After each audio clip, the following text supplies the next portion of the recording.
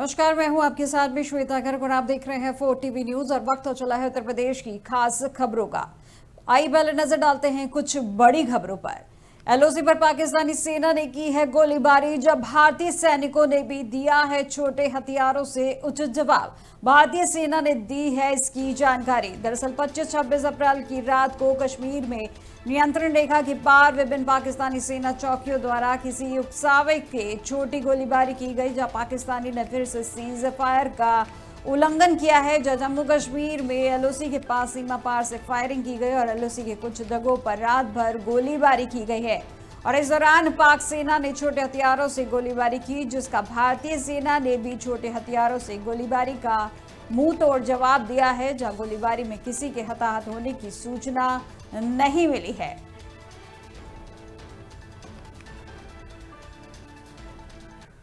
और अब एक और बड़ी खबर आपको बता दें, जब पाकिस्तान से इस वक्त की सबसे बड़ी खबर आपको बताई जा रही है। जब पाकिस्तानी सेना के मारे गए हैं 10 जवान। केटा में आईडी ब्लास्ट के मारे गए हैं पाकिस्तानी जवान। जब बलूचिस्तान को भी आजादी मिलनी चाहिए, वह बीएलए ने जारी किया है पाकिस्तानी सेना पर हमले का वीडियो। इस वक्त की बड़ी खबर आपको पाकिस्तान से जुड़ी इस वक्त की बड़ी खबर आपको बताई जा रही है, जहां पर पाकिस्तानी सेना के मारे गए हैं 10 जवान। जक्रेटा में आईईडी ब्लास्ट में मारे गए हैं पाकिस्तानी जवान। जो बलूचिस्तान को भी आजादी मिलनी चाहिए, जहां पे बीएलए ने जारी किया है पाकिस्तानी सेना पर हमले का वीडियो। इस वक्त की बड़ी खबर।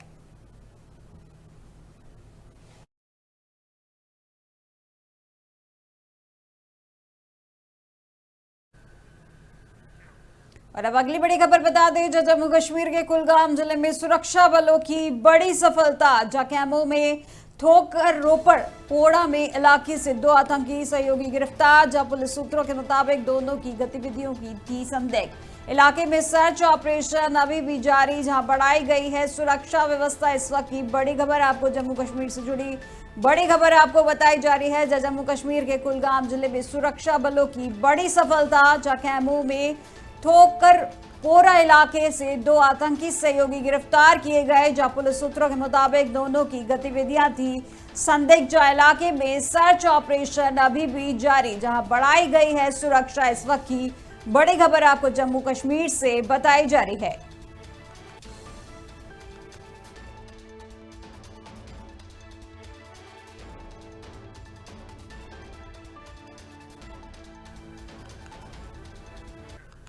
और अब अगली बड़ी खबर आपको बता दें, जब भारत के एक्शन पर पाक की गीदड़ भभकी। सिंधु जल संधि रद्द होने पर बौखलाया है पाक। जो दरिया में पानी बहेगा या फिर खून, सिंधु हमारा है और हमारा रहेगा। इस वक्त की बड़ी खबर आपको बताई जा रही है, जहां आपको बता दें कि भारत के एक्शन पर पाक की गीदड़ भभकी सामने आई है। जो सिंधु जल संधि रद्द होने पर बौखलाया है पाक। जहां दरिया में पानी बहेगा या फिर खून, सिंधु हमारा है और हमारा ही रहेगा। इस तरह के बयान देकर बौखलाया है पाक। इस वक्त की बड़ी खबर आपको पाकिस्तान से जुड़ी बड़ी खबर बताई जा रही है, जब भारत के एक्शन पर पाक की गीदड़ भभकी सामने आई है। जहां उन्होंने कहा कि सिंधु जल संधि रद्द होने पर बौखलाया है पाक। जहां उन्होंने कहा कि दरिया में पानी बहेगा या फिर खून, सिंधु हमारा है और हमारा ही रहेगा। इस वक्त की बड़ी खबर।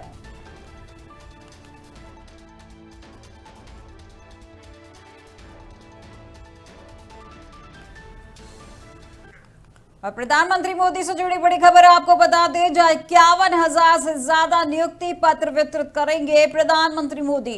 नवनियुक्त युवाओं को वितरित करेंगे नियुक्ति पत्र। जहां वीडियो कॉन्फ्रेंसिंग के जरिए वितरित करेंगे ये नियुक्ति पत्र।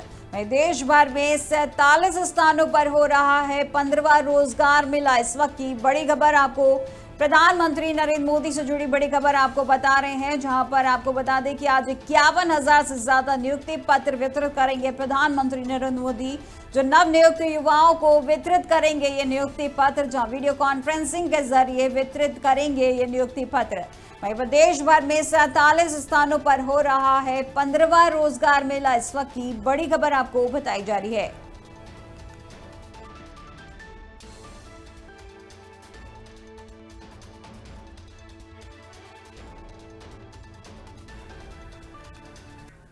और अब अगली बड़ी खबर मुंबई से है, जहां पहलगाम आतंकी हमले पर बोले हैं पीयूष गोयल। उन्होंने कहा कि भारत को पाकिस्तान के साथ संबंध रखने में कोई रुचि नहीं है, हम भारत के आतंकवाद को पनपने नहीं देंगे। दरअसल पहलगाम टेररिस्ट अटैक पर केंद्रीय वाणिज्य एवं उद्योग मंत्री पीयूष गोयल ने कहा है कि भारत की पाकिस्तान जैसे आतंकवादी देश के साथ व्यापारिक संबंध रखने में कोई रुचि नहीं है, हम भारत के किसी भी स्थान पर आतंकवाद को पनपने नहीं देंगे। खबर मुंबई से आपको दिखाई जा रही है, जहां आपको बता दें कि पहलगाम आतंकी हमले को लेकर बयानबाजी का दौर लगातार जारी है और उसी कड़ी में पहलगाम टेररिस्ट अटैक पर केंद्रीय वाणिज्य एवं उद्योग मंत्री पीयूष गोयल ने कहा है कि भारत को पाकिस्तान जैसे आतंकवादी देश के साथ कोई भी व्यापारिक संबंध रखने में कोई भी रुचि नहीं है, हम भारत के किसी भी स्थान पर आतंकवाद को पनपने नहीं देंगे।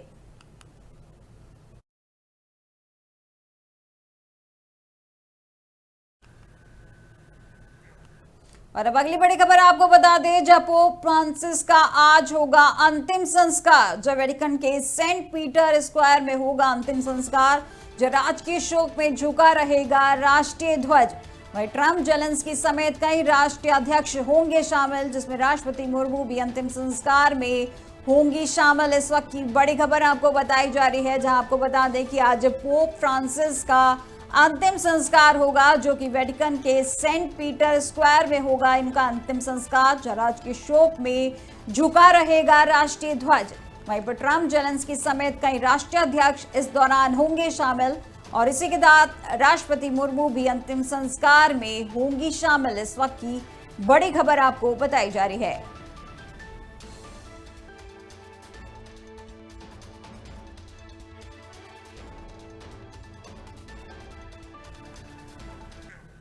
और अब सीएम योगी से जुड़ी बड़ी खबर आपको बता दें, जहां सीएम योगी का खीरी के पालिया का दौरा है, जहां जल शक्ति मंत्री स्वतंत्र देव सिंह भी साथ में रहेंगे मौजूद, जहां शुक्रवार देर शाम तक तैयारियों को दिया गया है अंतिम रूप। में प्रशासन ने बनाया है रूट डायवर्जन चार्ट, जहां लखीमपुर से पलिया तक रहेगा रूट डायवर्जन, जहां पलिया में सीएम योगी जनसभा को करेंगे संबोधित। उसी के साथ बाढ़ नियंत्रण कार्यों की समीक्षा भी करेंगे सीएम योगी आदित्यनाथ और उसके बाद जनसभा के बाद दुधवा में अधिकारियों के साथ करेंगे बैठक। इस वक्त की बड़ी खबर आपको बताई जा रही है, सीएम योगी आदित्यनाथ से जुड़ी बड़ी खबर आपको बताई जा रही है, जहां पर आपको बता दें कि आज लखीमपुर खीरी का दौरा है, सीएम योगी का खीरी के पलिया का दौरा है, जो जल शक्ति मंत्री स्वतंत्र देव सिंह भी साथ में मौजूद रहेंगे और शुक्रवार देर शाम तक तैयारियों को दिया गया है अंतिम रूप। वहीं प्रशासन ने बनाया है इस संबंध में रूट डायवर्जन चार्ट, जहां लखीमपुर से पलिया तक रहेगा रूट डायवर्जन। वहीं पलिया में सीएम योगी जनसभा को करेंगे संबोधित, जिसमें बाढ़ नियंत्रण कार्यों की समीक्षा भी करेंगे सीएम योगी आदित्यनाथ और जनसभा के बाद दुधवा में अधिकारियों के साथ करेंगे बैठक। इस वक्त की बड़ी खबर आपको बताई जा रही है।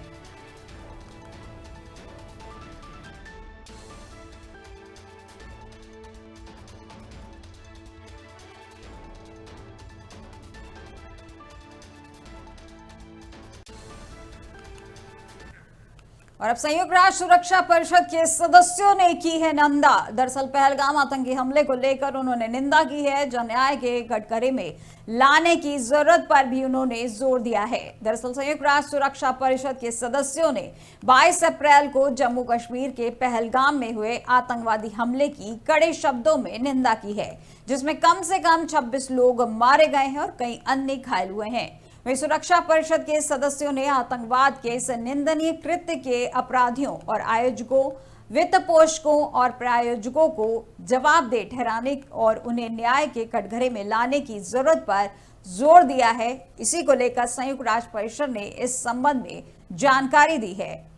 संयुक्त राष्ट्र सुरक्षा परिषद के सदस्यों ने की है निंदा। आपको बता दें कि पहलगाम अटैक को लेकर जो 22 अप्रैल को किया गया था, उसको लेकर उन्होंने निंदा की है, जहां आतंकवादी हमले को कड़े शब्दों में उन्होंने निंदा की है, जिसमें कम से कम 26 लोग मारे गए थे और कई अन्य घायल हुए थे। सुरक्षा परिषद के सदस्यों ने आतंकवाद के इस निंदनीय कृत्य के अपराधियों, आयोजकों, वित्त पोषकों और प्रायोजकों को जवाबदेह ठहराने और उन्हें न्याय के कटघरे में लाने की जरूरत पर जोर दिया है।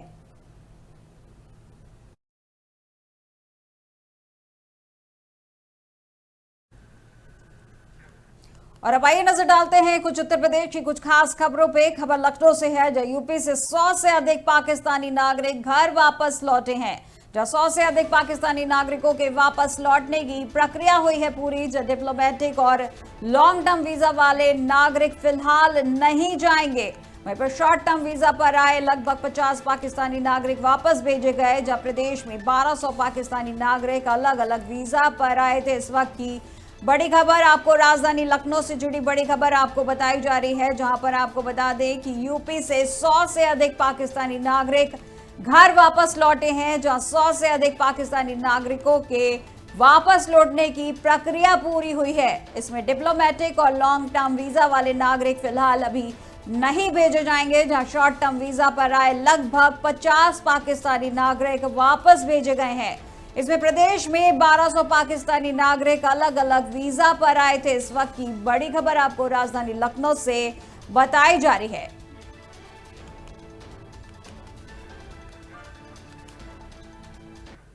और अब खबर सहारनपुर से है, जहां सहारनपुर में पटाखा फैक्ट्री में जोरदार विस्फोट हुआ है, जिसमें कई लोगों के ब्लास्ट की चपेट में आने की आशंका जताई जा रही है और राहत बचाव कार्य तेजी से जारी है। दरअसल सहारनपुर में पटाखा फैक्ट्री में जोरदार विस्फोट हुआ है और इस हादसे से इलाके में हड़कंप मच गया है। वहीं घटना की सूचना पर फायर ब्रिगेड और पुलिस की टीम मौके पर मौजूद है, जहां कई लोगों के ब्लास्ट की चपेट में आने की आशंका जताई जा रही है। वहीं बताया जा रहा है कि यह फैक्ट्री देवबंद के निहाल खेड़ी रोड पर स्थित है और राहत बचाव कार्य लगातार जारी है।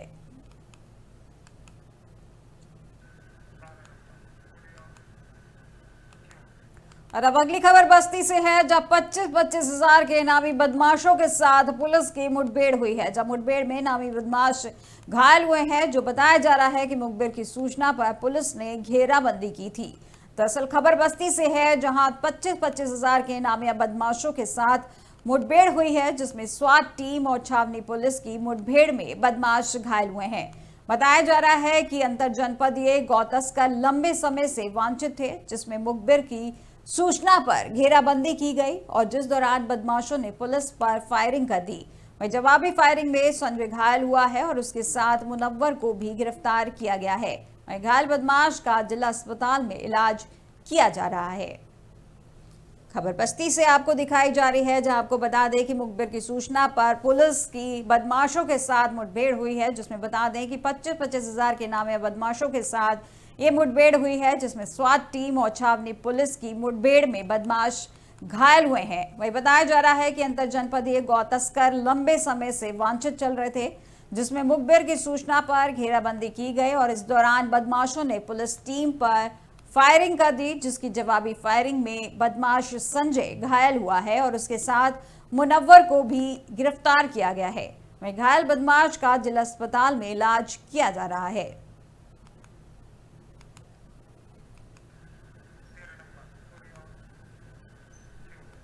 अब खबर गोरखपुर से है, जहां तेज रफ्तार कार ने 7 लोगों को रौंदा है, जिसमें हादसे में 2 लोगों की मौत हुई है। बताया जा रहा है कि सड़क किनारे सो रहे थे एक ही परिवार के 7 लोग। दरअसल खबर गोरखपुर से है, जहां तेज रफ्तार कार ने 7 लोगों को रौंदा है, जिसमें 2 लोगों की मौत हो गई है और बताया जा रहा है कि एक ही परिवार के 7 लोग सड़क किनारे चारपाई पर सो रहे थे, जिस दौरान ये हादसा हुआ है। इस हादसे में मां बेटी की मौके पर ही मौत हुई है और 5 लोग घायल हुए हैं और इन घायल 5 लोगों का मेडिकल कॉलेज में इलाज जारी है। वहीं ग्रामीणों ने कार सवार एक युवक को पकड़ा है और पुलिस चौकी पर ले गए। यह पूरा मामला गुलहरिया क्षेत्र के बालापार टिकरिया रोड का बताया जा रहा है।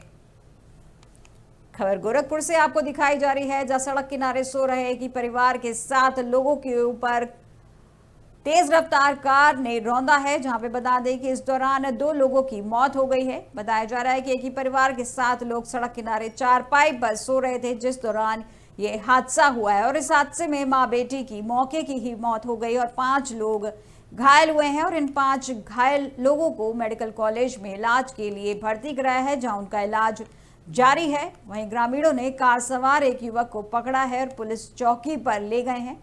यह पूरा मामला गुलहरिया क्षेत्र के बालापार टिकरिया रोड का बताया जा रहा है।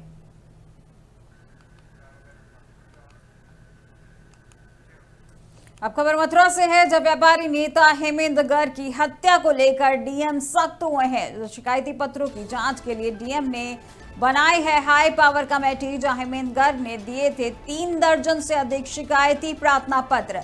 कमेटी मामले में करेगी जांच की कार्रवाई, जहां पर बता दें कि 3 दिन में अपनी रिपोर्ट जिलाधिकारी को सौंपेगी कमेटी। जहां एडीएम एफआर योगानंद पांडे को बनाया गया है जांच कमेटी का अध्यक्ष। वहीं जो भी विभाग की कमी पाई जाएगी कड़ी कार्रवाई होगी, सीपी सिंह ने बताया। इस वक्त की बड़ी खबर आपको बता दें, जहां पर एडीएम एफआर योगानंद को बनाया गया है जांच कमेटी का अध्यक्ष। जो भी विभाग की कमी पाई जाएगी इसमें कड़ी कार्रवाई होगी। आपको बता दें कि व्यापारी नेता हेमेंद्र गर्ग की हत्या को लेकर डीएम सख्त हुए हैं, जिसमें शिकायती पत्रों की जांच के लिए डीएम ने एक हाई पावर कमेटी बनाई है, जिसमें हेमेंद्र गर्ग ने दिए थे 3 दर्जन से अधिक शिकायती प्रार्थना पत्र।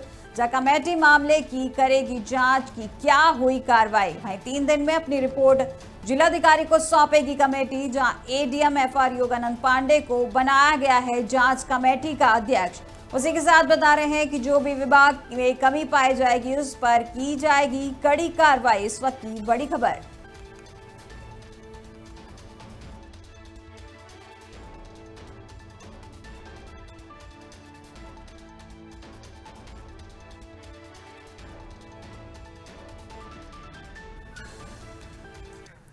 और अब अगली खबर बिजनौर से है, जहां बंद पड़ी कताई मिल परिसर में लगी है भयंकर आग। जो कर्मचारी ने सूखे पत्तों में लगाई थी आग, जहां आग लगने से आसपास के लोगों में मचा है हड़कंप।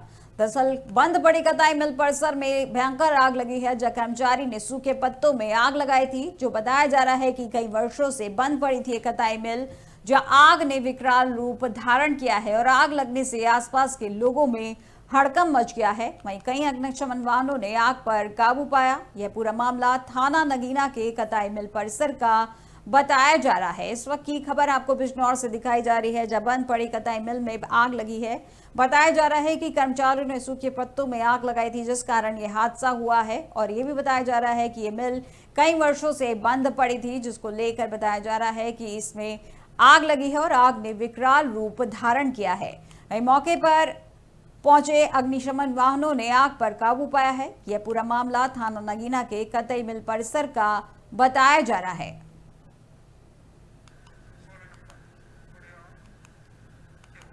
और अब खबर सहारनपुर से है, जहां डीएम मनीष बंसल का तहसील नकुड़ का निरीक्षण किया है, जहां साफ सफाई और पत्रावलियों के रखरखाव का किया है निरीक्षण।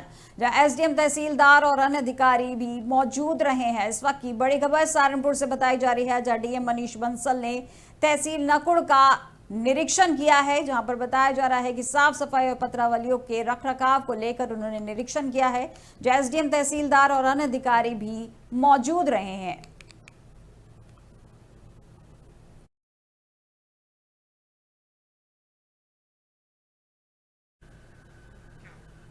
बीजेपी के दिल्ली में सत्ता में आने से पहले ही यमुना की स्थिति एक बड़ा राजनीतिक और सामाजिक मुद्दा बन चुकी थी, जहां प्रधानमंत्री नरेंद्र मोदी ने मन से यमुना को साफ करने और इसके पुराने रूप में वापस लाने का वादा किया था।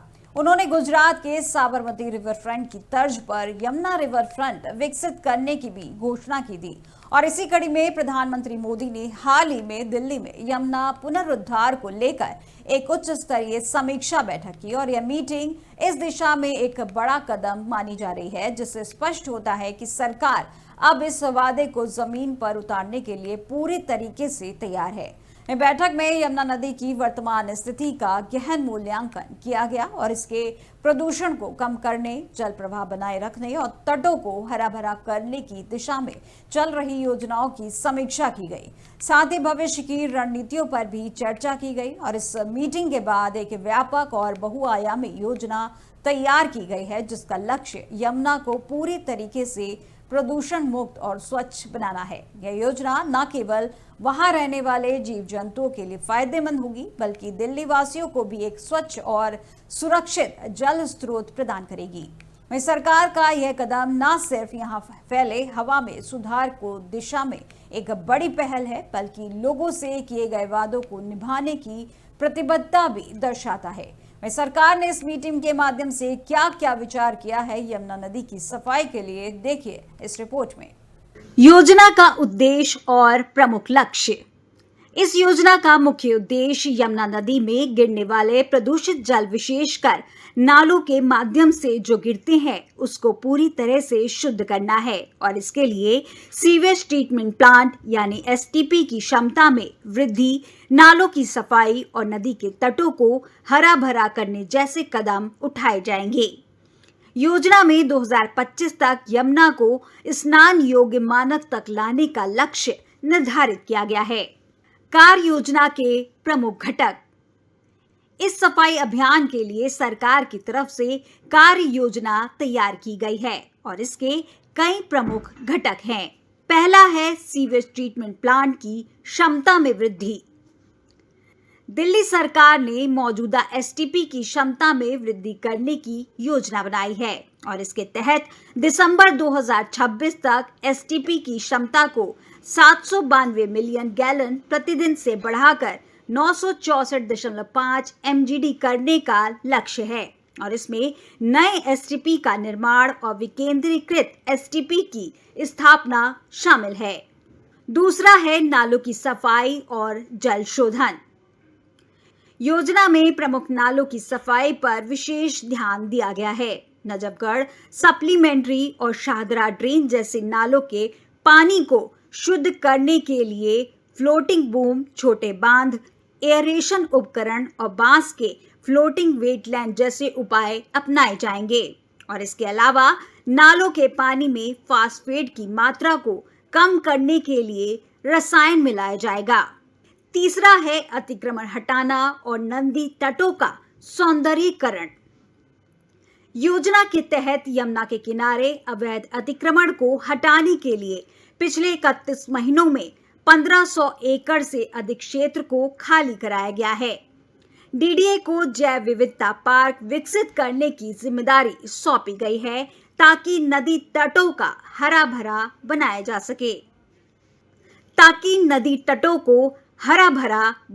सके। चौथा है जल प्रवाह बनाए रखना। नदी में जल प्रवाह को बनाए रखने के लिए ठोस कदम उठाए जाएंगे। इससे नदी में निवास करने वाले जीवों, पेड़ पौधों की मात्रा को संतुलित किया जा सकेगा और प्रदूषण को नियंत्रित किया जा सकेगा। पांचवा है औद्योगिक और घरेलू प्रदूषण नियंत्रण। सरकार औद्योगिक कचरे को निपटाने पर कड़ी निगरानी रखेगी और अवैध औद्योगिक इकाइयों को बंद करेगी। इसके अलावा झुग्गी झोपड़ी क्षेत्रों से आने वाले अपशिष्ट जल को सीवर नेटवर्क से जोड़ा जाएगा ताकि गंदे पानी का सही निपटान हो सके। छठा है समय सीमा और निगरानी। योजना के कार्यान्वयन की निगरानी के लिए एक मजबूत तंत्र स्थापित किया जाएगा। इसके लिए सरकार ने आश्वासन दिया है। इसके अलावा मौजूदा एसटीपी के प्रदर्शन और आउटपुट की रोजाना निगरानी की जाएगी ताकि किसी भी कमी को तुरंत दूर किया जा सके। सातवां है पर्यावरणीय और सामाजिक प्रभाव। इस योजना का उद्देश्य न केवल यमुना को प्रदूषण मुक्त करना है, बल्कि नदी में निवास करने वाले जीव जंतु, पेड़ पौधों के लिए स्वच्छ वातावरण उपलब्ध कराना है। इससे जैव विविधता पार्कों का निर्माण, नदी तटों को हरा भरा करना और जल गुणवत्ता में सुधार से स्थानीय समुदायों की जीवन गुणवत्ता में भी सुधार करना है। प्रधानमंत्री मोदी की अध्यक्षता में तैयार की गई यमुना सफाई योजना एक महत्वाकांक्षी और समग्र प्रयास है। यदि इसे प्रभावी ढंग से लागू किया जाता है तो यह न केवल यमुना नदी को प्रदूषण मुक्त करेगा, बल्कि दिल्ली वासियों के लिए स्वच्छ जल की उपलब्धता भी सुनिश्चित करेगा। यह योजना नदी संरक्षण, जल प्रबंधन और वायु के गुणों में संतुलन की दिशा में एक महत्वपूर्ण कदम है। उत्तर प्रदेश और देश दुनिया की तमाम बड़ी खबरों में फिलहाल बस इतना ही और अधिक जानकारी के लिए देखते रहिए 4 TV न्यूज़। नमस्कार।